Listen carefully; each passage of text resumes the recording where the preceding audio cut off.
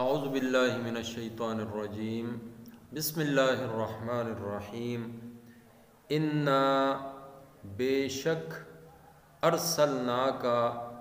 ہم نے بھیجا آپ کو بالحق سچا دین دے کر بشیرن خوشخبری دینے والا ونذیرن اور ڈرانے والا ولا تسألو اور تجھ سے پوچھ نہیں عن اصحاب الجحیم دوزخ میں رہنے والوں کی ولن ترضی اور ہرگز راضی نہ ہوں گے عن کا آپ سے الیہود یہودی ولن نصارا اور نہ ہی عیسائی حتیٰ جب تک تتبع تو تابع نہ ہو ملتہم ان کے دین کا قل آپ کہہ دیجئے ان ھدی اللہ ھو الھدی جو راہ اللہ بتلا دے وہی راہ سیدھی ہے وَلَئِنِ اتَّبَعْتَ اور اگر بالفرض تو تابعداری کرے اہواءہم ان کی خواہشوں کی بعد الذی جاءک من العلم بعد اس علم کے جو پہنچا آپ کو ما لکا تو نہیں تیرا کوئی بھی من اللہ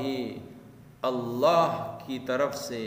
من ولی کوئی حمایت کرنے والا ولا نصیر اور نہ مددگار۔ سورۃ البقرہ کے 14ویں رکوع کی یہ 2 آیات ہیں۔ ان آیات میں نبی کریم صلی اللہ علیہ وسلم کو خطاب ہے۔ یہودیوں اور عیسائیوں سے نبی علیہ السلام کو بہت زیادہ امید تھی کہ چونکہ یہ اہل کتاب ہیں، ان کو آخری امت کی اور آخری پیغمبر کی نشانیاں بتائی گئی تھی، تو یہ ان کو سمجھ چکے ہیں، اس لیے یہ ایمان لے آئیں گے۔ لیکن جب ہر قسم کی کوشش اور محنت، سعی اور دعوت کی ہر طریقے سے کاوش کر لی گئی، اس کے باوجود وہ ایمان نہیں لائے، بلکہ دن بدن مسلمانوں کے اور اسلام کے خلاف ہی چلتے رہے، بلکہ نئے مسلمانوں کو شکوک اور شبہات میں مبتلا کرنے کی کوشش کرتے تھے، اور اسی طریقے سے کوئی داخل ہونا چاہتا تھا دائرہ اسلام میں تو اس کو بھی یہ کہتے تھے کہ نہیں یہ وہ پیغمبر نہیں ہے جن کا ہماری کتابوں میں تذکرہ تھا، وہ کوئی اور پیغمبر ہیں، یہ وہ نہیں ہے۔ تو اس طریقے سے لوگوں کو بھی منع کرتے تھے۔ تو نبی علیہ السلام کو جب یہ باتیں پتہ چلتی یا ان کو یہ یقین ہونے لگا کہ یہ لوگ ایمان نہیں لا رہے اور یہ لوگ دائرہ اسلام میں نہیں داخل ہو رہے، تو آپ کو ایک کڑن سی اور ایک چبھن سی محسوس ہوتی کہ یہ لوگ کیوں مسلمان نہیں ہوتے، کاش کہ یہ لوگ مسلمان ہو جائیں اور یہ لوگ جہنم کی آگ سے بچ کر جنت میں جانے والے بن جائیں۔ تو اس آیت کریمہ میں اللہ رب العزت نے نبی علیہ السلام کو تسلی دی ہے کہ اے میرے پیغمبر علیہ السلام، آپ کو ہم نے حق دین دے کر بھیجا ہے، اس میں کوئی شک نہیں، سچا دین ہے دین اسلام، اور اس کی ساری تعلیمات قرآن کریم اور وحی کی باقی جو دوسری صورت ہے یعنی غیر مطلوع احادیث کی شکل میں، یہ سارا کچھ حق ہے، اور آپ کا جو مقام ہے، کام ہے، وہ ہے بشیر اور نذیر، یعنی آپ خوشخبری دیں اس کو جو ایمان لے آئے کہ تجھے جنت ملے گی اگر ایمان پر قائم رہا اور ایمان کو صحیح سلامت دنیا سے لے کر گیا، اعمال صالحہ کرتا رہا۔ وَنَذِيرًا اور ڈرائیے جہنم کی آگ سے، اللہ کے عذاب سے، اللہ کی ناراضگی سے، کہ اگر سیدھے راستے پر نہ چلے،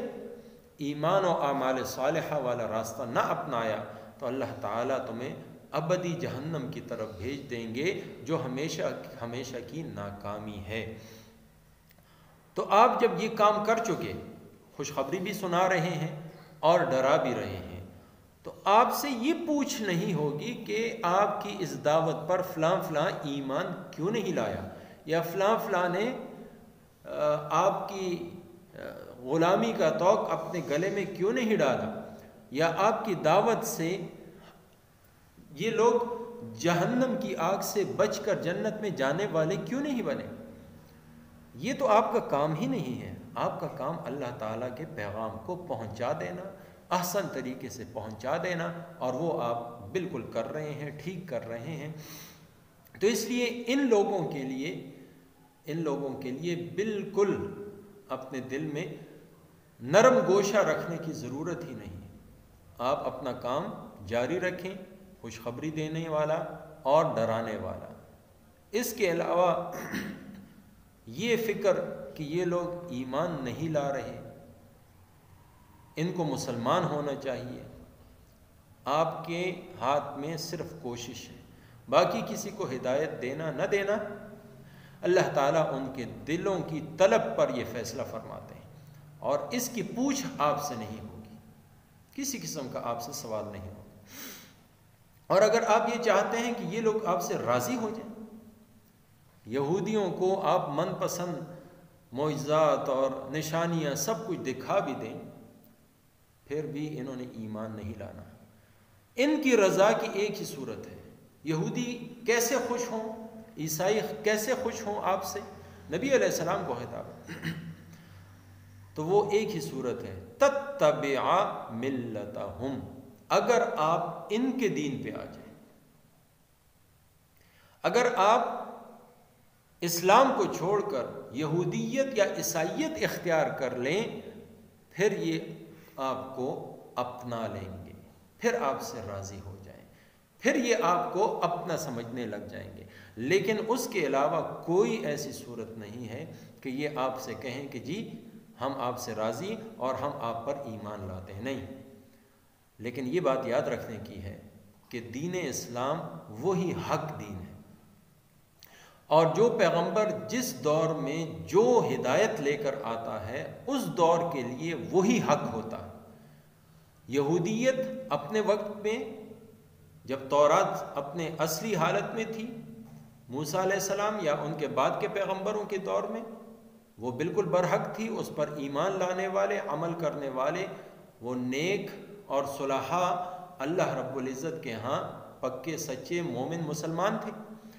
اسی طریقے سے عیسائیت اس دور میں کہ جب نبی علیہ السلام سے پہلے حضرت عیسیٰ علیہ السلام کا زمانہ تھا، اس وقت وہ صحیح دین تھا، اور جس نے اس پر عمل کیا اس کے لیے وہ ساری خوشخبریاں ہیں جو ایک مومن کے لیے اللہ کی طرف سے ہیں۔ لیکن جب محمد عربی صلی اللہ علیہ وسلم تشریف لے آئے ہیں، اب اس کے بعد یہودیت یا عیسائیت یا کسی اور دین پر عمل کرنا یہ نجات کا ذریعہ نہیں ہے، اس لیے کہ اب شریعت جو ہے نا، وہ جو پیغمبر لے کر آئے ہیں اس زمانے کے لیے، وہ محمد عربی صلی اللہ علیہ وسلم کی شریعت ہے، اور وہی سیدھی راہ ہے، اور وہی حق ہے، اور وہی ہدایت ہے۔ اس کے بعد ایک تنبیہ کی گئی ہے، خطاب تو نبی علیہ السلام کو ہے کہ وَلَئِنِ اتَّبَعْتَ أَهْوَاءَهُمْ بَعْدَ الَّذِي جَاءَكَ مِنَ الْعِلْمِ، ان کی خواہش کہ آپ ہمارے کہنے پر چلیں، اگر بالفرض والمحال، یعنی ایسا ہو تو نہیں سکتا، لیکن اگر آپ نے بھی ایسا عمل کیا کہ ان کی خواہش پر چلے، تو مَا لَكَ مِنَ اللَّهِ مِن وَلِيٍّ وَلَا نَصِيرٍ، اللہ تعالیٰ کی طرف سے آپ کو حمایت اور مدد ہرگز نہیں مل سکتی۔ یعنی جو بھی شخص ایمان لے آیا، مسلمان ہو گیا، اس کے بعد اس نے حق سمجھتے ہوئے اس نے اسلام اور ایمان کو قبول کر لیا، اور پھر وہ اس سے منہ پھیر کر دوسری طرف چلا گیا، یہودیت اختیار کر لی یا عیسائیت اختیار کر لیا، کوئی اور مذہب اختیار کر لیا، سمجھنے اور جاننے کے بعد تو اس شخص کے لیے اللہ کے ہاں کوئی مدد اور نصرت نہیں، اس کا کوئی حمایتی نہیں ہوگا، اس کا کوئی مددگار نہیں ہوگا۔ تو ان آیات میں ایک تو نبی علیہ الصلوۃ والسلام کو تسلی دی گئی ہے، تو اسی راستے پر چلتے ہوئے دین کی دعوت دینے والے جو بھی حضرات ہیں ان کو بھی اس سے سبق ایک حاصل کرنا چاہیے کہ آپ کا کام صرف اللہ کا دین احسن طریقے سے بہترین انداز میں پہنچانے کا ہے۔ کسی کو آپ زبردستی مسلمان نہیں کر سکتے، زبردستی اس کو دائرہ اسلام میں داخل نہیں کر سکتے۔ اور دوسری بات یہ ہے کہ یہود و نصارہ کے لیے دلوں میں نرم گوشہ رکھنا اور کچھ باتیں ان کی مان کر اور کچھ ان سے منوا لے، ایسی بین کی اور بیچ کی راہ نکالنا، ایسی کوئی چیز شریعت نے ہمیں نہیں بتلائی۔ اِنَّ هُدَى اللَّهِ وَالْهُدَى، اس وقت محمد عربی صلی اللہ علیہ وسلم جو دین لے کر آئے ہیں، جو قرآن لے کر آئے ہیں، جو احادیث اور سنت آپ نے چھوڑی ہے، وہی برحق دین ہے اور وہی سیدھی راہ ہے۔ اس کے علاوہ اگر کوئی شخص کہیں اور ہدایت ڈھونڈنے کی کوشش کرے گا تو اس کو ہدایت نہیں ملے گی۔ اللہ تعالیٰ مجھے آپ کو سب مسلمانوں کو قرآن اور سنت پر عمل کرنے کی توفیق عطا فرمائے۔ اِنَّا أَرْسَلْنَاكَ، بے شک ہم نے تجھ کو بھیجا ہے، بالحق، سچا دین دے کر، بشیراً، خوشخبری دینے والا، ونذیراً، اور ڈرانے والا، وَلَا تُسْأَلُ، اور آپ سے پوچھ نہیں ہوگی، عن اصحاب الجحیم، دوزخ میں رہنے والوں کے بارے میں، وَلَن تَرْضَى، اور ہرگز راضی نہ ہوں گے، عنکا، آپ سے، الیہود والنصارى، یہودی اور نہ عیسائی، حتیٰ، یہاں تک کہ تتبع ملتہم، آپ تابع نہ ہو جائیں ان کے دین کے۔ قل، کہہ دیجئے، ان ھدی اللہ،